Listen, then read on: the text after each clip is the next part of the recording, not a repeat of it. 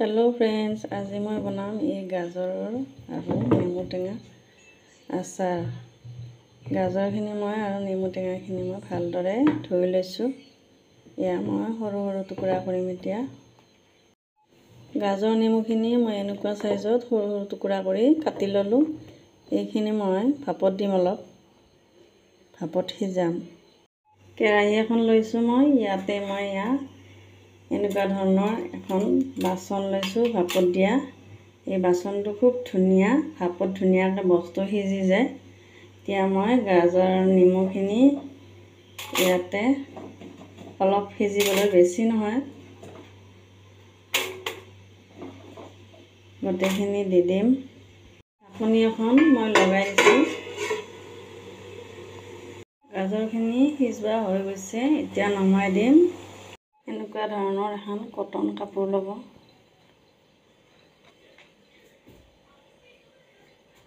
এইখিনি দি দিলোঁ। এই গাজৰত যাতে পানী নাথাকে, পানী থাকিলে আচাৰবিলাক বেয়া হয়। এনেকৈ মচি দিব, পানীটো গোটেই টানি ল'ব কাপোৰত। ইয়াতে মই হালধি আৰু নিমখ সানি ৰ'দত দিম, যাতে ভালদৰে অলপ পানীটো শুকায়।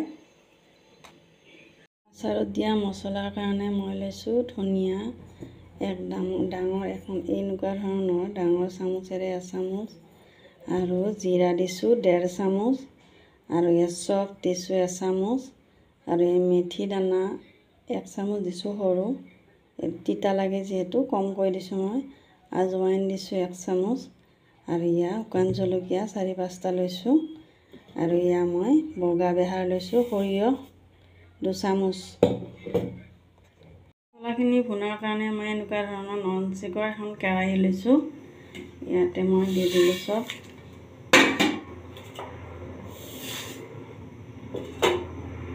এইখিনি অলপ মই ভুনিছোঁ, ভুনি পেলাই মই মিক্সাৰ গ্ৰাইণ্ডাৰত গুড়ি কৰি ল'ম। মছলাখিনি ফুটিবলৈ ধৰিলে নমাই দিলে হ'ল। বেছি ভাজিলে জ্বলি যাব, ক'লা হৈ যাব। মছলাখিনি মই মিক্সাৰ গ্ৰাইণ্ডাৰত পাউডাৰ বনাই ল'লোঁ। ধুনীয়া হৈছে। ইয়াতে মই 1 চামুচ ভিনেগাৰ দিম।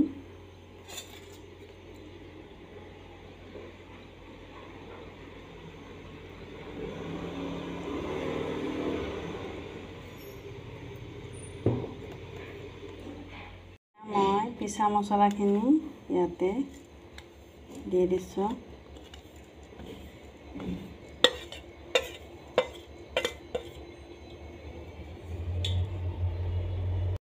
এচামুচ মই কালজিৰা দিছোঁ। ঘৰত খুনা জলকীয়াৰ গুড়ি মই দিছোঁ ইয়াতে 2 চামুচ। এইখিনি এতিয়া মিক্স কৰি ল'ম মই।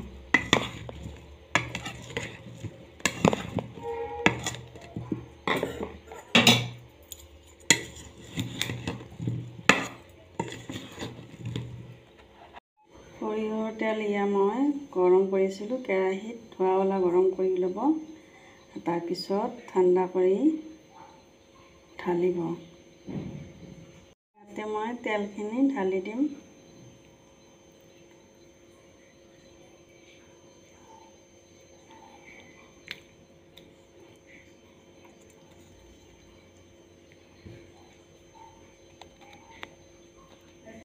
দু চামুচ মই কাশ্মীৰী জলকীয়াৰ গুড়ি দিছোঁ, কালাৰটো ধুনীয়া হয়, আৰু 1 চামুচ দিছোঁ।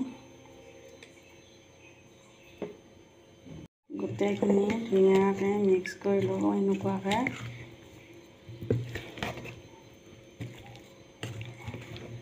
ভিনেগাৰ দিলে আচাৰখিনি বেয়া নহয়, বছৰ দিন ধৰি খাব পাৰিব।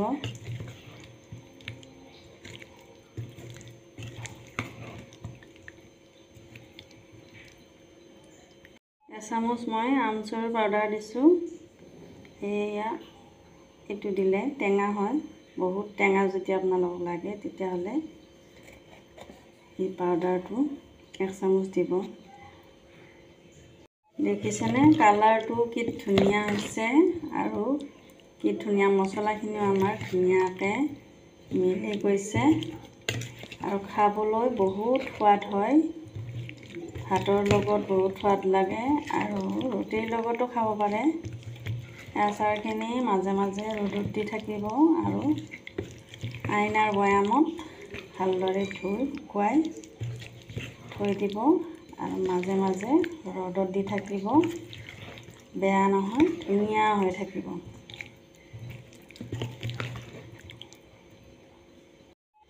এই আচাৰখিনি আপোনালোকে 2 সপ্তাহমান ৰ'দত দি তেতিয়া খাব পাৰিব।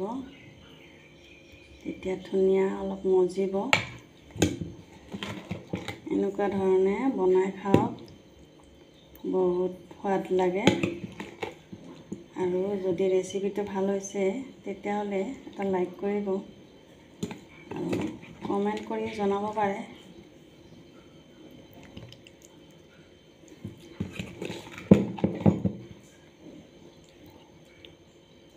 আৰু আপোনালোকক ভিডিঅ'টো চোৱাৰ কাৰণে ধন্যবাদ জনাইছোঁ। Thank U.